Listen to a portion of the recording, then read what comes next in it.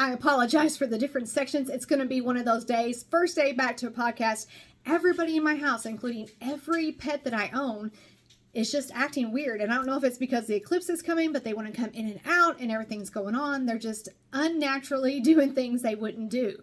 So let's continue on. So I moved from Nebraska to Kentucky, went to that small country Baptist church in Lake City, Kentucky, which was a church that I don't remember having any negative effects from. It was a good church, no issues, no problems like that. I never did baptize or move my membership because it was a different type of denomination. So I went from Pentecostal to Baptist, so I would have had to been rebaptized, and I just was not feeling like that was something that I needed to do at the time.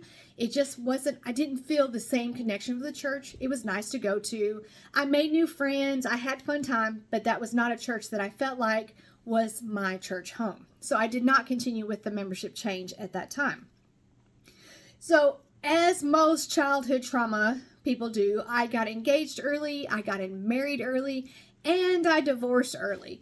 Also, I married someone who was trauma-based as well, so we were both not really prepared for each other or how to continue life with each other. So we tangled up together early, and then we separated early as well.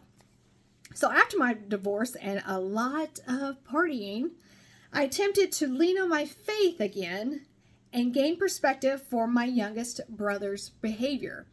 So my youngest brother was different than myself and my second oldest brother in the fact that we partied, we did some things, we drank alcohol, but we were not people that were necessarily into drugs or into those behaviors that affected our day-to-day, affected how we worked, affected our family life as much as he did.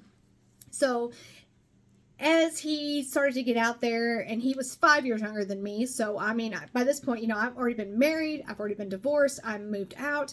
He is getting into the worst of the worst. He's doing the drugs. He has an undiagnosed mental illness. Of course, we don't realize this quite at the time until something happens in his life that kind of sets that off. But I'm starting to lean on my faith. I'm starting to pray more. I'm looking for a home church. I'm feeling like I need to be more of a spiritually a stable person so that I can be a influence for my brother. He can see what's going on and what's happening, and we can just try to help him just a little bit more. So I did a lot of asking, a lot of praying in church, trying to help my brother and trying to have a little bit of understanding why he was going down this trail and why he was having such a hard time. I discovered during this time that I wasn't getting a lot of change from my brother. There wasn't anything, no matter how hard we prayed, me, my other brother, my mother, we would go to church and we were not seeing the changes that I thought that type of prayer should see. Of course, I'm trauma-based, so I'm thinking now I'm out of this environment. I'm in such a much better way. I can get up and go as I please. I can make my own decisions. I feel like when I talk to God at this point in my life, I felt like something should be changing and changing for the positive. And why was my brother continuing this type of behavior if I was making such an effort to pray for him on a daily basis, along with my other brother, my mother, and other family members and friends? I just couldn't quite understand what was happening.